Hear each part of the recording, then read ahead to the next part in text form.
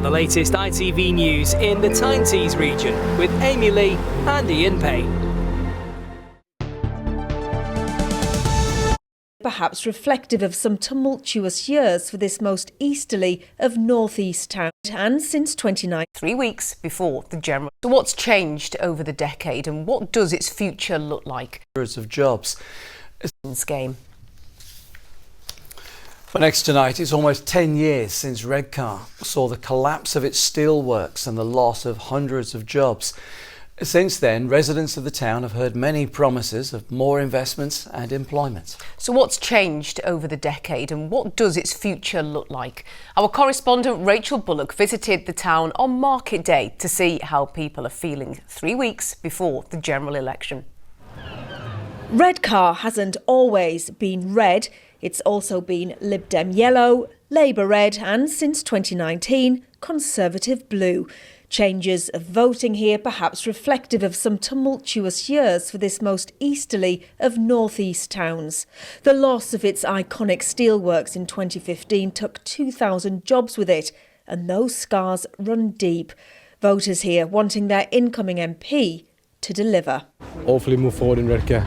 Do you think Redcar does need some help? It does, yeah. Get rid of loads of charity shops and get some more money in. So let's start with that and the Conservative Jacob Young, who's defending his seat here. The Tees Work project, a major topic. The transformation of the former steelworks site, where now we've got thousands of people employed, that's what the future is. Now we can lead the world again in the green industrial revolution. Redcar sadly has high unemployment for young people. What's the solution for young people and opportunities here? I was an apprentice in the chemical industry. That gave me my start on the Wilton site, and I want people in our area to be able to access those jobs. You know, we've got a plan to create 18,000 jobs in the Teesside Freeport. But if those jobs don't go to Teessiders, what was it all worth for? Mr Young took the seat from Labour's Anna Turley in 2019 and she wants it back.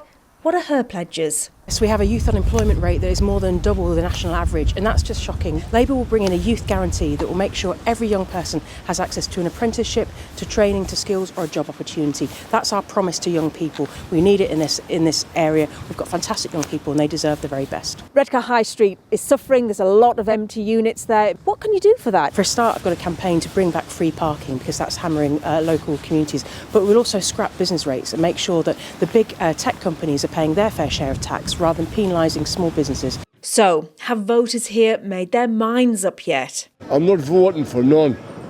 You're not going to bother at all? No, and I really believe it doesn't matter who the hell gets in, they're not bothered about the working man. I haven't decided. You haven't decided? I'm undecided, yeah. I've always been Conservative, and I think I should give Richie Sunak a chance to carry on the way he's been going. I vote for Labour. I've always voted Labour. I might give Nigel's group a go. You're considering reform? Yeah.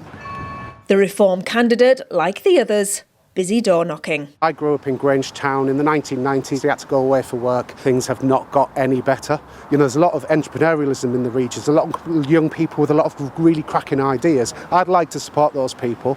Things like, you know, for example, a Dragon's Den style investment bureau where young people are given mentoring, as well as more apprenticeships, as well as more skills training. How would you bring new businesses, new commerce into the town centre? The local council, they're doing things like implementing charges for parking. I would be putting pressure on the local council on that issue. The Liberal Democrats candidate, Chris Jones, was out of the country when we filmed.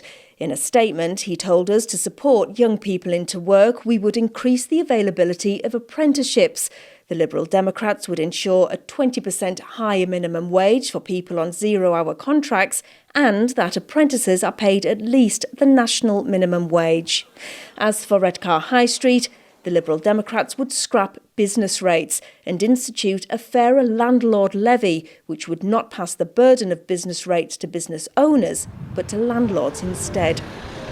We've now met 4 of the candidates standing in the town of Lemontops. We'll find out who has it licked in just over 4 weeks' time.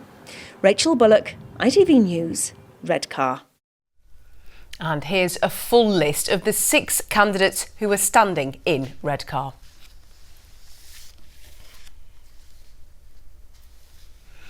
And staying with politics, this evening